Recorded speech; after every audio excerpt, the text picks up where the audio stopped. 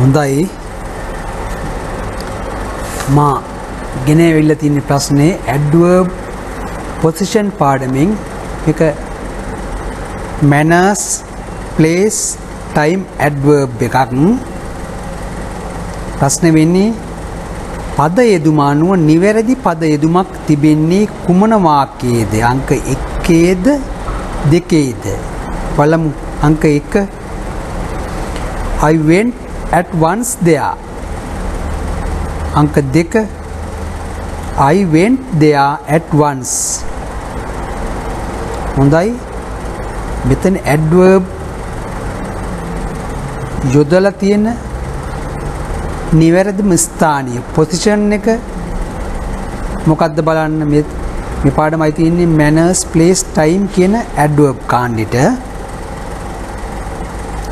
අංක 1ද අංක 2ද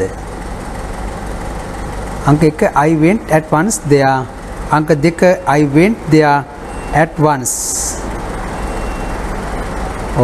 නිවැරදි වාක්‍යය වෙන්නේ